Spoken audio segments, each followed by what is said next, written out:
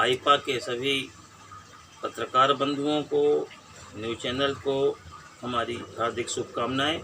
आप लोगों ने जिस तरह से इस संस्थान को अपना सपोर्ट किया है, निसंदेह आप भी बधाई के पात्र हैं और आपका ये संगठन पत्रकारों के वर्तमान राजनीतिक परिदृश्य में अच्छा कार्य कर रहा है। उसके लिए आपके संगठन को धन्यवाद। जल निकासी यहाँ शून्य, तालाबों पे माफिया का कब्जा, जनप्रतिनिधियों के अपने लोगों ने जो उनके बाल सखा हैं शहर में कब्जा करना, गरीबों की ज़मीन को कब्जा करना। मैं हूं मुमताज अहमद, आईपा यानी कि all India progressive politics association. हम बात कर रहे हैं आज प्रगतिशील राजनीति की, प्रगतिशील सोच की, प्रगतिशील विचारों की। आज हमारे साथ पीयूष जी हैं जो कि पत्रकार हैं, वरिष्ठ पत्रकार हैं, मान्यता प्राप्त पत्रकार हैं। आज हम पीयूष जी से रूबरू होके पूछते हैं और चर्चा करते हैं पत्रकारों के बारे में, जनपद के विकास के बारे में, चुनाव के बारे में और मूलभूत समस्याओं के बारे में।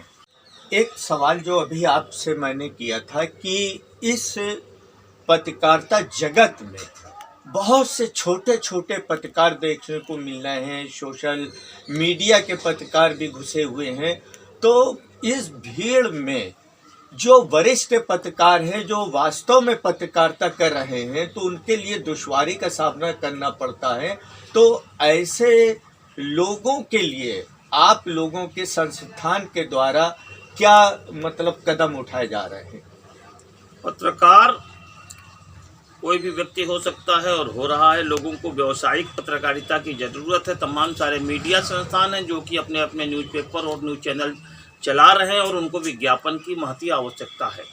उस महती आवश्यकता को पूरा करने के लिए वो जब पत्रकार जोड़ते हैं तो वो ये तक नहीं जानना चाहते कि आपने इसके पहले किस बैनर में और कहाँ काम किया, आपको इसका पूर्व में अनुभव है कि नहीं है, आपके पास जानकारी है कि नहीं है, आपने पत्रकारिता कब की, क्या की, कुछ नहीं पूछते। क्या है कि आप हमारे अखबार का कितना सर्कुलेशन दे पाएंगे, कितना विज्ञापन हमको दे पाएंगे। और किसी व्यक्ति ने कहा कि हम आपको इतना दे पाएंगे, जो उनका मन के हिसाब से पूरा होता तो पत्रकार बना देते, जबकि ये पत्रकारिता के लिए आवश्यक नहीं। चूँकि अब वो भी माफिया है, पता नहीं किस क्षेत्र से चला आ रहा है और उसने अपने पैसे के बल पे 10,000, 20,000, 50,000 दे करके उस समाचार पत्र की, न्यूज़ चैनल की एजेंसी ले ली और वो शुरू हो गया।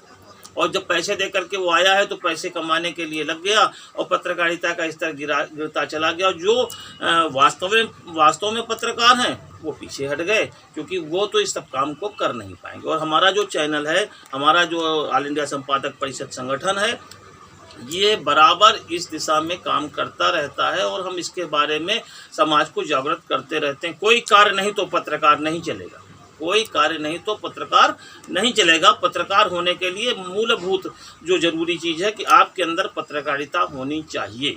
आप जिस व्यवसाय में हैं उस व्यवसाय को गंभीरता से, शैक्षिक और मानसिक लेवल से उसको मजबूत करके ही पत्रकारिता करें। खाली अपनी गाड़ी में प्रेस लिखाना, गलत धंधों को पत्रकार के हिसाब से बचाना और अपनी सुरक्षा करना, ये कोई पत्रकारिता नहीं है। और हमारा अपने जैसे सभी लोगों से यही अनुरोध रहता है कि ऐसे लोगों को तत्काल बाहर का रास्ता दिखाया जाना चाहिए। शासन और प्रशासन को चाहिए कि इसमें हमारा सहयोग करे। युवाओं की बात की जाए, जो कि पत्रकारिता जगत में युवाओं की भीड़ देखी जा रही है, और बहुत दूसरी बात ये की जाए कि जो पत्रकार लोगों के साथ जो दुर्घटनाएं होती हैं, तो ये सबको देखते हुए आपकी संस्थान या अन्य संस्थान के द्वारा क्या क्या पहल की जाती है, उनके परिवार को क्या क्या सहूलियतें पहुंचाई जाती हैं या नहीं पहुंचाई जाती? प्रदेश सरकार पत्रकारों को बहुत सारे प्रलोभन समय समय पर देती रहती है और मान्यता प्राप्त पत्रकारों के लिए बीमा की व्यवस्था की बात अभी हाल में ही सरकार ने की थी, लेकिन फिर निषेधाज्ञा, वो जो आचार संहिता लगी, आचार संहिता के कारण वो कार्य फिर से ढीला हो गया। पत्रकारों का कोई भी सुनने वाला नहीं है। ना कि पत्रकारों के लिए अखबार या न्यूज़ जो चैनल हैं वो संस्थान कुछ करते हैं, वो सिर्फ अपने व्यवसाय के लिए कार्य करते हैं और वो पत्रकारों को सिर्फ अपने लिए ही इस्तेमाल करते हैं। यहाँ विकास नाम की तो चीज़ दिखी नहीं अभी तक इस गवर्नमेंट में। एकमात्र जो अभी दिख रहा है हमारा मेडिकल कॉलेज ही दिख रहा है, जिसको आप कह सकते हैं कि विकास हुआ। बाकी सड़कें, जल निकासी यहाँ शून्य, तालाबों पे माफिया का कब्जा, जनप्रतिनिधियों के अपने लोगों ने जो उनके बाल सखा हैं शहर में कब्जा करना, गरीबों की ज़मीन को कब्जा करना, गलत और गैर कानूनी धंधों में लिप्त रहना, उनका सबका अपना पैशन रहा है और प्रशासन और शासन भी उनके दबाव में रहता है। आमूल चूल परिवर्तन की ज़रूरत थी। अगर कोई व्यक्ति बराबर चुना जाएगा तो निश्चित रूप से वो अपने आदत में बदलाव नहीं करेगा। परिवर्तन समाज का नियम है और परिवर्तन अगर होता रहता है तो बंधा हुआ पानी, रुका हुआ पानी बदबू देने लगता है और वो पानी चलता रहता है तो निश्चित रूप से स्वच्छ और ताज़ा पानी मिलता है। उसी प्रकार विकास चाहिए तो जो भी ये प्रतिनिधि चुने जाते हैं ये परिवर्तनशील होने चाहिए। राजनीति में अगर बात की जाए तो हर पार्टी अपने को लोकतांत्रिक कहती है। क्या वास्तव में लोकतांत्रिक है? नहीं, कहीं नहीं। लोकतंत्र होता क्या है? लोकतंत्र तो वो है कि जिसमें हमारी सुनी जाए।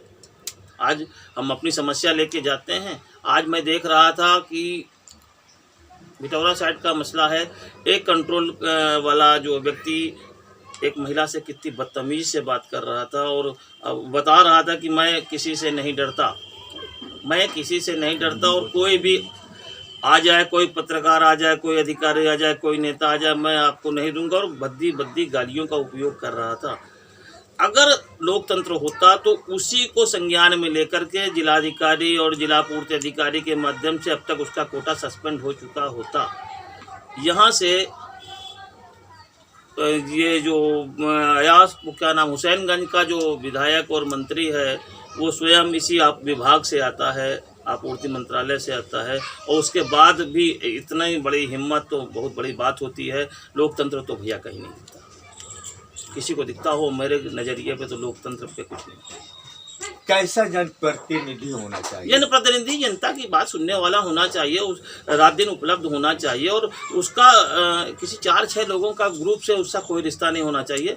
हम मतदान करने वाले कितने होते हैं? उस विधानसभा के सारे लोग होते हैं और बाद में वो क्या होता है, 4 लोगों के चक्रव्यूह में घिर जाते हैं और उन्हीं में जो 4 उनके चमचे होते हैं वो जिंदाबाद मुर्दाबाद लगाते हैं और कमज़ोर गरीब आदमियों को सताते हैं, परेशान करते हैं। तो कहाँ लोकतंत्र रह गया? इस शहर की तो बड़ी खराब स्थिति है। ये थे हमारे साथ पीयूष जी, जो कि ऑल इंडिया संपादक परिषद उत्तर प्रदेश के प्रदेश अध्यक्ष थे, जिन्होंने दर्शकों तक आईपा मंच के जरिए अपने विचार रखे हैं।